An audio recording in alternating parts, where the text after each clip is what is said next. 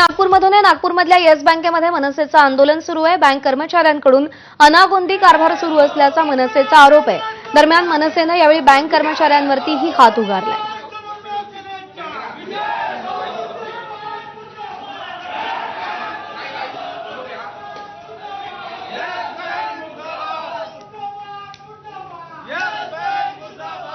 रजत वशिष्ठ आपले प्रतिनिधी सध्या आपल्यासोबत आहेत. तर रजत, मनसैनिक आक्रमक झालेत, बँक कर्मचाऱ्यांवर हात उचलला गेलाय, काय घडतंय सध्या नेमकं तिथे? ज्या बँक कर्मचाऱ्यावर हात उगारण्यात आलेला आहे तो हा जो संबंधित कर्ज प्रकरण आहे ज्याच्यामुळे वाद झालेला आहे तो या कर्ज प्रकरणाशी संबंधित बँकेचा कनिष्ठ अधिकारी आहे आणि जेव्हा मनसेचे कार्यकर्ते तिसऱ्या माळ्यावरचा बँकेचा मुख्य दार सोडून अचानक चौथ्या माळ्यावर पोहोचले, तिथे लॉबीमध्ये हा बँक कर्मचारी जे मनसे कार्यकर्त्यांच्या तावडीत सापडला आणि त्याला जाब विचारत तू एवढी घाई का केली आणि जेव्हा हप्ते थकीत झाले होते त्याच्यानंतर लगेचच 2 ते 3 दिवसामध्ये जेसीबी जप्त करून कशा पद्धतीने लिलाव करण्यात आला याचा जाब त्याला विचारण्यात आला.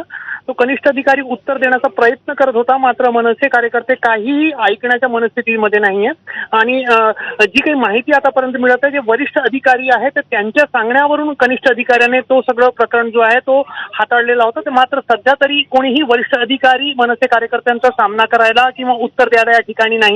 त्यामुळे जे बँकेतील जे कनिष्ठ कर्मचारी आहेत तेच सध्या मनसेच्या कार्यकर्त्यांना उत्तर देतात आणि पोलिसांना मध्यस्थी ठेवून कुठेतरी कायदा सुव्यवस्था हाती घेतली जाणार नाही आणि कुठल्याही कर्मचाऱ्याला मारहाण होणार नाही, तोडफोड होणार नाही याची काळजी घेते. मात्र सध्याही मनसेचे कार्यकर्ते जे आहेत ते बँकेच्या चौथ्या माळ्यावर आतमध्ये शिरलेले आहे आणि सातत्याने आपला रोष जो आहे ते या संबंधित कर्ज प्रकरणासंदर्भात आणि बँकेकडून जी घाई करण्यात आली आणि इंद्रजित मुळे या व्यक्तीचा जेसीबी विकण्यात आला, त्याचा लिलाव करण्यात आला आणि कुठलीही नोटीस बजावण्यात आली नाही त्याबद्दल जाब विचारत.